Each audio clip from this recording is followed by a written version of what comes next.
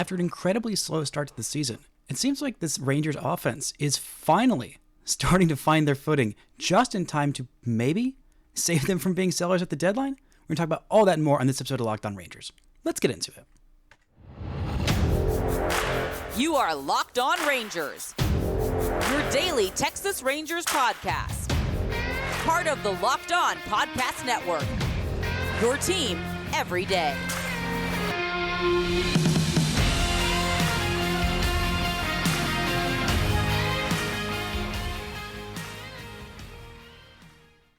You are locked onto the World Series champion Texas Rangers. I'm Bryce Paddock, a cripplingly addicted Texas Rangers fan, covering this team for 11 seasons, including all 6 as the founder and host of this podcast. Thank you all so much for making Locked On Rangers your first listen every single day. If you're not already, you can follow me on Twitter at Bryce Paddock. You can follow the show at Locked On Rangers. Hit subscribe on your favorite podcasting platform and on YouTube, where the best way you can help grow the show is to comment nearly any single thing below. Now, before we get into Adolis Garcia saving the Rangers' season-long winning streak, Kirby Yates being named an All-Star while Josh Smith was snubbed, this episode is brought to you by PrizePicks, the easiest and most exciting way to play daily fantasy sports. Go to prizepicks.com/LockedOnMLB and use code, all lowercase, LockedOnMLB for a first deposit match up to $100.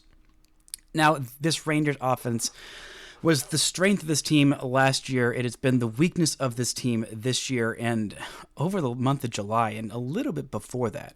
Really, since that sweep, since the game after the Mets kicked the Rangers' teeth in, coming off of that sweep against the Seattle Mariners, this offense has finally started to come to life. Key hitters like Nathaniel Lowe, like Wyatt Devers, like Jonah Heim as well, have started to find their footing, as has Wyatt Langford coming off of his AL Rookie of the Month award in June. This entire offense is starting to finally figure things out at just the right time. The Rangers took the first 2 games and won the series against the Angels. They will need to take the third one. They will need to take basically every single game from now until the All-Star break. Feels like it's must win. Now, the Rangers right now are on a 5-game winning streak. If they win every game from now until the All-Star break, they will enter the All-Star break on a 9-game winning streak, which is going to be difficult.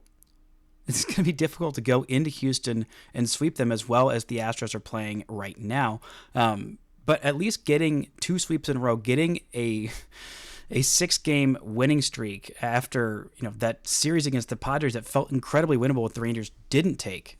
This series in Anaheim has felt fantastic for the Rangers, especially with these key bats, especially with the at-bat of the night from Adolis Garcia, the guy who has been, if not the coldest, then probably the coldest Rangers hitter as of late. The strikeouts have been way up. The power has been non-existent. The at-bats have been difficult to watch.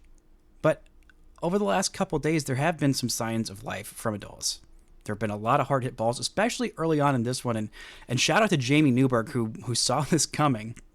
Especially this game. After last night's game, Jamie was writing and tweeting about how, okay, Adolis is showing some signs of life. He's having some better at-bats. And we all know the kind of hitter that Adolis Garcia can be when he's on a hot streak. He can almost single-handedly carry your offense.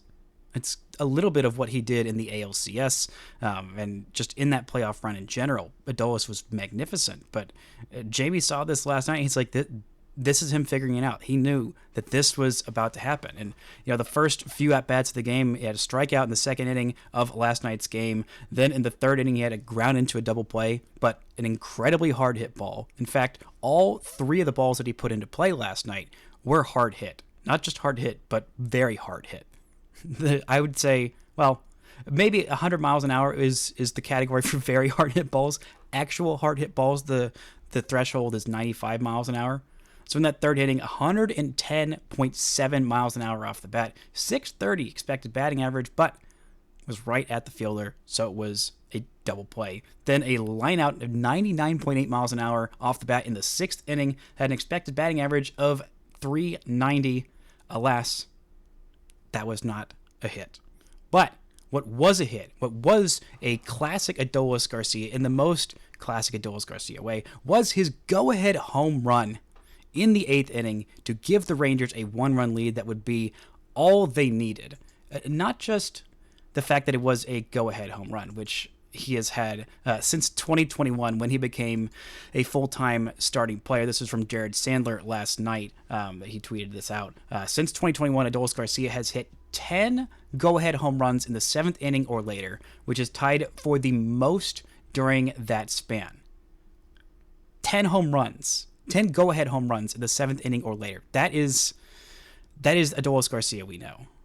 That is the Adolis Garcia we love. And not to mention that go-ahead homer, his 17th of the season, was his career 500th Major League hit. Congratulations to Adolis for that. Felt amazing, I'll bet. And to do it in such a clutch way, that is who Adolis Garcia is. He is a guy who comes through in the big moments, a guy who lives for the clutch, a guy who is incredibly streaky and is incredibly good and extremely undervalued. And I tell you, the murmurings, the rumblings, the frustrations with Rangers fans with Adolis Garcia this year, after that incredible start to the season and how much he's cratered since the month of May, it makes sense. It makes a little bit of sense, but I feel like the context and the people clamoring for Adolis Garcia to be traded right now to, I don't know, open up an everyday spot for Evan Carter, to, they are also clamoring for trading Leody Taveras. So I don't know what those kind of people are looking for. If you're trying to trade Leody and Adolis right now, first off, you're banking on, I don't know what. You're banking on Adolis, you're banking on Evan Carter to be guaranteed an everyday guy, to be basically exactly what he was at the end of 2023, which is an incredibly high bar to set. You're banking on him being healthy, which we're seeing now isn't the case always. He's got now what should be considered chronic back issues at 21, which is terrifying. He also hasn't proved that he can hit lefties at the big league level, which I think eventually he will be able to with enough time and opportunities. But still, these are guys that are solid major league players, at least average. If for Adolis Garcia, non-average, above average, has been above average, has been a multi-time All-Star, has been an ALCS MVP, doing it at the biggest stage against the biggest and the best of the best, and doing it when you need it the most. Those kinds of players are difficult to come by and to develop on your own. There's not a whole lot of guys that are just right there on the verge. Dustin Harris has not taken that leap to show he's going to be an everyday major leaguer like I kind of hoped he would this year. You say the same thing about Aaron Zavala. I thought that this might be the year he kind of starts to put things all together. That has not been the case. Now, Wyatt Langford is for sure an above average, major league outfielder, everyday player, which we'll talk about him in a second. But these guys getting just average to above average major leaguers is difficult. And not to mention if you're trading them now at the bottom of their value. This is a blanket statement for every fan who wants to trade away so-and-so because they don't like them or they're not doing well right now. This is just the thing that bothers me the most about fans. This is not just Rangers fans. This is not just baseball fans, but sports fans in general at the, of the professional teams saying, oh, why don't we just trade our bad players for the good players and then we'll be fine? That's not how this works. Just because if a guy is struggling on your team, everybody else knows that. You're not going to pull one over on him saying, you guys don't look at what he's doing this year. Just look at what happened last year or whatever. These are major league teams. They know how good these players are. They know much better than us of whether these players who are trending down, whether this is the actual fall off for the rest of time, or if this is just a momentary lapse. And selling off these players who are having bad seasons, like a John Gray, or in the middle of a down, moment, month, couple months, whatever it is, selling these guys off at the bottom of their value is the worst thing you can do because you will have to replace them with somebody. And finding that somebody, if that somebody was there, they would have replaced them already. So you're not going to get that replacement that's immediately going to be better than them in a trade. That's for Adolis. That's for, Leclerc. That's for John Gray, whoever the subject of your ire is at any given moment. That is just my spiel of the day, but it is such a good feeling for Adolis Garcia to get that home run, to get the Rangers to keep winning, because right now, it feels insane to say on July 10th, every single game for the foreseeable future is must win.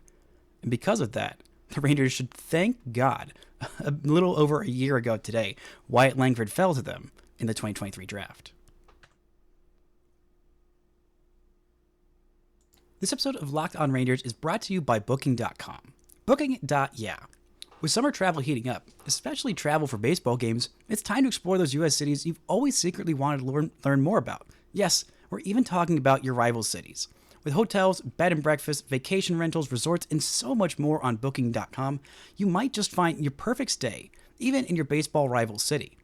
You know, the Pacific Northwest in September, the Rangers have got a couple of games up there against the Seattle Mariners late in September. Those are going to be some massive, massive games. I've still never been to Safeco, even though I've been to Seattle. Beautiful, beautiful city. Maybe I need to check out some rates there on Booking.com, the best place to book your stay. Also, Rangers' regular season finale will be in Oakland, the final days of the Coliseum being a major league ballpark. Maybe I need to go check that out, or maybe you do as well. So the right stay can make you a fan of any U.S. city, even your rivals. Book today on Booking.com on the site or on the Booking.com app. This show is brought to you by Game Time. Game Time is the best way to buy last-minute tickets. Buy all your tickets for all the sports, music, concerts, comedy, and theater near you. All-Star Week is coming up next week, and if you're looking to score some last-minute deals to the All-Star Game, the Home Run Derby, maybe even the Futures Game, or the Celebrity Softball Game, there's all kinds of different events, and you can check it all out on the Game Time app. There are flash deals you can save even more with exclusive in-app deals on select seats ahead of the game or event. You can save up to 60% off buying last-minute for sports, concerts, comedy, theater, and more. You can also get a panoramic view from your seat on the app before you buy, and they've got the lowest price guarantee. Or Game Time will credit you 110% the difference. So download the Game Time app, create an account, and use code LOCKEDONMLB for $20 off your first purchase. Terms apply. Again, create an account and redeem code LOCKEDONMLB for $20 off. Download Game Time today. Last minute tickets, lowest price, guaranteed. Now, in 2023, a lot of things broke really right for the Texas Rangers. They won the World Series. They had the most fickle bullpen become absolutely locked down for a month at the most crucial spot, and despite having an absolutely ravaged rotation of injuries, missing Max Scherzer for most of the postseason, missing Jacob deGrom for all of the postseason, and not having, starter John Gray, they still won the World Series. But I think the best luck that the Rangers got, maybe the best overall, no, I can't say that. Winning the World Series, the first World Series ever, that has to be number one forever for all time. But what's going to be a close second, and may end up looking like first, close to first in the future, is that not only lottery luck to jump up from the 7th pick in the draft to the 4th pick, but the luck of the Detroit Tigers picking Max Clark instead of Wyatt Langford in that draft so that the Rangers could select Wyatt Langford with the 4th pick in last year's draft. Now, I think that last year heading into the draft, if the Rangers had the number 1 pick, I would have been really torn between going with Paul Skeens and Wyatt Langford. And, it seems like the Pittsburgh Pirates chose pretty well, as Paul Skeens has been one of the best pitchers in baseball from the second he's gotten up. But it is pretty clear who that number 2 is right now in that draft class of the second best player, maybe ending up as the first best player, because pitchers are so finicky in terms of their health, and especially when you throw 102 miles an hour. But Wyatt Langford, what a year he has had since being drafted 4th overall by the Rangers, just absolutely blazing through the minor leagues. He has now played in 68 Major League Baseball games. He has a 1.6 baseball reference WAR. He has been now, statistically, according to Baseball Reference's D-WAR, and a plus defender, or better than nothing defender, 0.1 D-WAR, so that is positive, technically, as a guy who had massive concerns about his defense. And offensively, he's got a 111 OPS plus. He has been a menace on the base paths. He is figuring it out on defense. He has put together great at-bats, and now he's the Rangers' cleanup hitter. I think he will stay in that spot, supplanting Adolis Garcia, at least for the immediate future.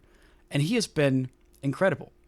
Now, that 1.6 B-WAR in his first year, first 365 days since being drafted, that's pretty darn good. Not only is it good, it is great. And it's not only is it great, but when you look at the Rangers' past, 8 first-round draft picks, it is better than them combined. Yeah, his 1.6 career baseball reference WAR in his first year since being drafted is higher than the career baseball reference WAR of the Rangers' previous 8 first-round picks combined. You may be saying, Bryce, how the heck is that possible? You remember Josh Young is a Rangers first-round draft pick in those last 8 draft picks. Yeah, I'm a little bit cherry-picking there because Josh Young's career baseball reference WAR is 3.0, which is nearly double what Wyatt Langford has done. You kind of have to have some negatives in there, which the Rangers do. You look at Jack Leiter right now, a negative 0.9 career baseball reference WAR in, 4 games? Not great. Cole Winn, negative 0.5. Bubba Thompson, negative 0.6. And then the cutoff right before that, the 8th one is Chris Cease, who has not made the major leagues. So I'm a little bit cherry picking there, but still, it kind of goes to show you how incredible Wyatt Langford has been, the adjustments he's made, not only just putting together much better at bats, since the that's a ball blank moment a few months ago. He is hitting over 330. He has been absolutely on fire. One of the Rangers' best hitters, heck, one of the Rangers' best players, and it only was a matter of time for him to figure things out and be such a massive positive for the Rangers this season, breaking out as a young player. He has been absolutely everything the Rangers could have hoped him to be, and he has been it so much faster than they ever could have possibly expected coming out of the draft. Another guy who has been much better than the Rangers possibly could have expected heading into this year has been Josh Smith, snubbed from the All-Star team, not only snubbed from the original All-Star selections, which was a tough ask. There are a lot of really good third basemen in the American League this year. Well, really 2 that I would say are comfortably better than him, in Rafael Devers, and of course Jose Ramirez with the Cleveland Guardians, both of them having exceptional years, but so is Josh Smith. He's having an exceptional year. Offensively, defensively, he has been so important to this team. And when it was announced that Rafael Devers was going to be out for the All-Star game with a lingering issue that he was nursing, I thought, okay, this is the time. This is Josh Smith time. The Rangers had 2 All-Stars already, both player selections, both reserves, in Marcus Semien and Kirby Yates. Both deserved. Marcus, a little bit kind of coasting on reputation, but there have been some years in the past where he has finished top 3 in MVP voting and has not been an All-Star. So maybe this is just kind of, retribution, back pay, if you will. But still, for the first couple months of the season until this, until that collision really with Adolis Garcia, he was absolutely every bit the All-Star. And defensively, he's been one of the best players in baseball. But Josh Smith not making it as a replacement over Jordan Westberg just really burns my britches, just chaps my cheeks, if you will. Because Josh Smith has been much better than Jordan Westberg this year. You want to look at batting average. He's got the edge there, 296 versus 281. You want to look at on-base percentage. He's got a massive edge there, 384 to 328, excuse me. Slugging percentage, that's where Jordan Westberg has a bit of the edge. Smith is slugging 457 versus 512 from Westberg. But OPS, Josh Smith at 842 to Westberg's 840. Fangraphs WAR, Baseball Reference WAR, Josh Smith has the edge. And last night, you could tell he was pissed about the snubbery. He was pissed. He had a 3-for-3 game, a massive home run, which is one of the weirder home runs. Not saying that Josh Smith home runs are weird, but doing it on 0-2 after 2 foul bunt attempts is just my favorite kind of baseball weird. I mean, it kind of reminds me, the only other people who I think could do something like that, foul off the first 2 pitches and then hit a home run, it kind of makes me think of like maybe Joey Gallo trying to beat one of those extreme shifts, like, all right, well, I guess I'm not getting this bunt down. Let me just go hit a massive tater. But it is one of the more delightful and weird moments. And seeing Corey Seager get walked intentionally twice ahead of him in this game, one time for an RBI single, one time for an out that would keep the run from scoring. Just so much disrespect to Josh Smith all in one day. Hashtag justice for Josh. I don't think justice will be served. Mr. Pookie, we see you though. We respect you. We know you should be an all-star. Just like Ezekiel Duran last year probably should have been an all-star. Was maybe having an even better offensive season than what Josh Smith has been doing in the first half this year, but Smith has been doing it on an offense that has been carried by him. He's been their most consistent hitter, most consistent position player this year, and the Rangers would be completely out of it if not for Josh Smith this year. And I have been incredibly frustrated to see him not get selected by that. He is still an all-star in our hearts, still an all-star in our minds. Maybe there will be some other opt-out that will allow Josh Smith to actually make the all-star team this year and play in the all-star game. But even if he isn't, he is still an all-star in our hearts and minds. And while it may not count for everything, I think it still counts for something. This show is brought to you by PrizePicks. PrizePicks is America's #1 daily fantasy sports app with over 5 million active members. PrizePicks is the easiest and most exciting way to play daily fantasy sports. Because unlike other apps, on PrizePicks, it is just you against the numbers. All you do is pick more or less on 2 to 6 player stat projections and watch the winnings roll in. Get in on the daily action with your friends and become part of the PrizePicks community today. You can now win up to 100 times your money on PrizePicks with as little as 4 correct picks. You can turn $10 into $1,000. If you're looking for promotions, then PrizePicks has got you covered every single week. From lowering select players' stat projections on Tuesdays to help your lineup hit or get your entry fees back if you have a losing lineup on Fridays. So with the finals over, there's still all kinds of hoops action. There is women's hoops action. The Wings aren't doing super well, but there's all kinds of different stuff going around on the WNBA. There is MLB season. There's all kinds of different ways to get in on the PrizePicks action. So download the PrizePicks app today and use code LOCKEDONMLB for a first deposit match up to $100. That's code LOCKEDONMLB on PrizePicks for a first deposit match up to $100. Pick more, pick less. It's that easy. Now, of course, it wouldn't be a 2024 episode of Locked On Rangers without talking about an injury update.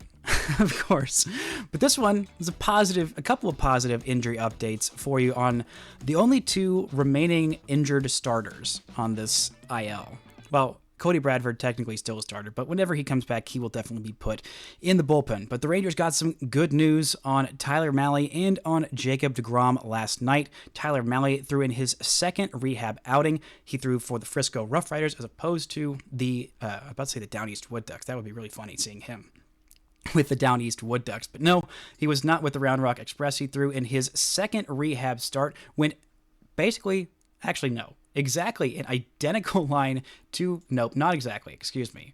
The first rehab start, Mahle went 2 innings, 1 hit, 0 walks, 0 runs, 0 earned runs, 2 strikeouts. This outing, threw a few more pitches, threw upwards of, a couple more pitches than last time, 32 pitches, 23 of those for strikes, 2 innings, 1 hit, 2 strikeouts. Sorry, that was this one. First one, only 1 strikeout. So Mahle is looking a little bit better, getting a little bit closer to getting back. The target is still, I believe, the end of July, although we'll see if that ends up being the case. I think the hope was initially after the All-Star break, so we've still got some time there before he is, behind the initial schedule or timetable for his return, but as long as he gets back, I think that is the most important thing right now. Velocity was all the way up to 95 miles an hour, so that is a good thing to see for Tyler Mahle, who I think we tend to forget about because he has not thrown a single inning for the Rangers just yet, but I think he is going to be a big addition to this rotation in 2025 and hopefully a big addition for the back end of this season, hopefully strengthening this starting rotation, maybe strengthening the bullpen by sending, I don't know, John Gray to the pen. We'll talk more about that a little bit later on, but the big news, even more so than Malley's second rehab start of the season, is Jacob deGrom throwing a 30-pitch bullpen in Anaheim. He threw all fastballs and changeups in this one. He felt pretty darn good after that bullpen. He still has not thrown any breaking balls, any sliders, or curveballs. That is when the problem happened last year, coming back from injury. It was when he started adding the sliders to that bullpen. That is what ended up with the UCL injury that set him back all this time. So Bruce Bochy said he felt good, still a ways away. This was the first time that he threw anything but fastballs, and throwing 30 pitches in a bullpen session, that's good. So he's probably going to throw another bullpen session with just fastballs and changeups is my assumption. Bruce Bochy said we're still a ways away, so exactly what that means, I'm not entirely sure. The initial target date was sometime in August. Whether that was early August or mid-August, there was never really any clarification on that. So he's still a little ways away from facing live hitters. And I was having a discussion with somebody last night on Twitter. I forget exactly who it was, saying, I don't know, the best case scenario is hoping for him being built up to 4 innings by the time the Rangers get to the World Series. And I get being conservative on Jacob deGrom and having no hope, but I don't think that's the best case scenario. I think for me, the best case scenario is right now I'm eyeing, maybe the 20th or 25th of him, getting to the major leagues. I think if everything goes completely right, everything is perfect, he's fully healthy, everything is looking absolutely amazing, then him being built up to 50, 60 pitches by, the 20th to 25th of August, I think is the best case scenario. I don't think he's coming up. I don't think the Rangers are going to rush him by any means. They're going to take every precaution with him because he is, again, we forget because he's been hurt so much, and it's fair to forget a little bit, but he is the best pitcher in baseball when he's healthy. He's incredible. He's been nothing but incredible for basically a decade, basically his entire career. He has been so incredibly good, and I think he could really, really help this team. But there is not a whole lot more replacements coming in terms of the Rangers roster. I mean, in terms of starting pitchers, it's just Malley and deGrom. And deGrom, there's always the big question mark of if he comes back this year at all. Malley, I think, is more of a certainty to come back this year and hopefully come back before the calendar flips to August.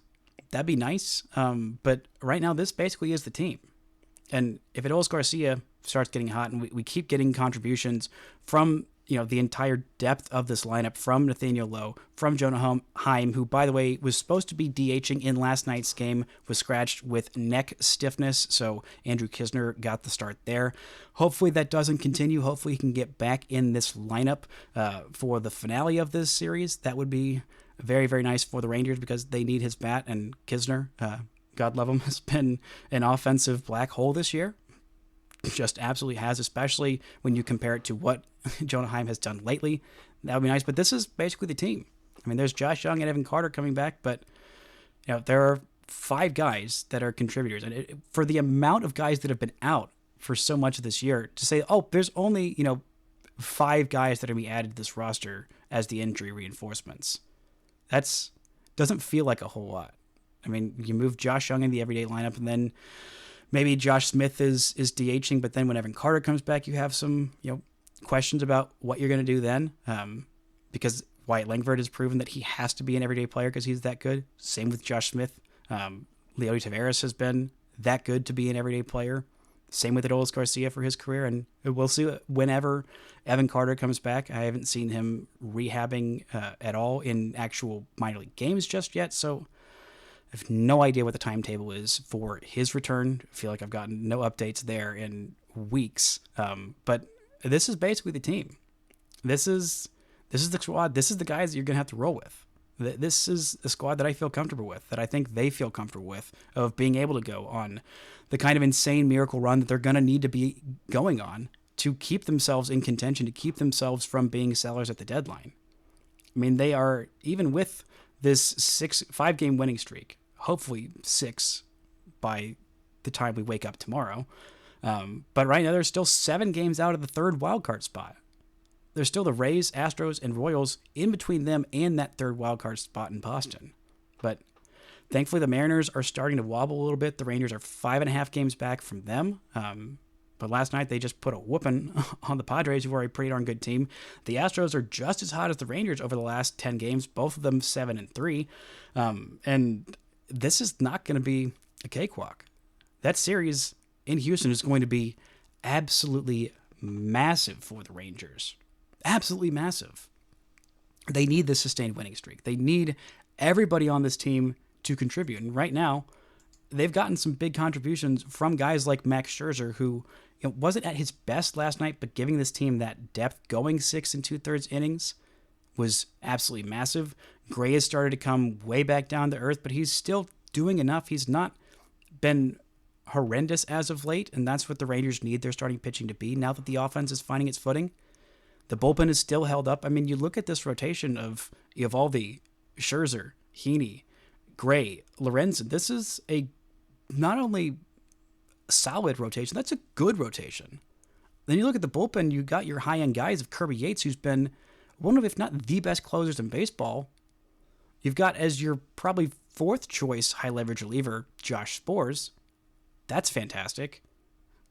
You've also got David Robertson, who's been incredible. They also added a little bit of help there with Daniel Robert, DFAing the guy who I had a lot of hope for this year in Antoine Kelly.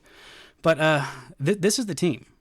This is the squad. These are the guys that are going to bat for each other every single day. This is the team that has this kind of run in. This is the team that went on this kind of run for the first half last year and all the way through the playoffs to the World Series and through it as the champions just last year. They have by no means played like they expected to, like they hoped to, like most everyone thought they would this year. The weaknesses have been strengths and the strengths have been weaknesses of this team. And if the strengths from last year start to come back, like the offense, and the rotation can still be at least average to above average, the bullpen can stay incredibly locked down, which Kirby Yates, absolutely incredible. We'll talk more about him on tomorrow's show, getting his 14th save of the season, having the 2nd lowest ERA in all of baseball. I mean, this is the team that's capable of it. They haven't shown it. They haven't played up to it this year. And so the doubts and the frustration and the calls for selling, those were logical responses to what this team had done this year. But logic doesn't always play the part when it comes to these hitters, these players, these pitchers, this whole organization that, logically has seen what they've done this year and knows that they're better than that. They've got some irrational belief in themselves, and they should, coming off of a World Series championship where no one expected them to even compete for the AL West. This is a team that needs a miracle run, and this is the team that I think has got a miracle run in them. 5 straight wins is not enough, but it is a great sign that this team might just be capable of pulling themselves back into this thing after a really, really rough last couple of months. That's going to do it for today's show. Thank y'all so much for listening and subscribing, and until next time, don't forget to enjoy World Series champion Texas Rangers baseball.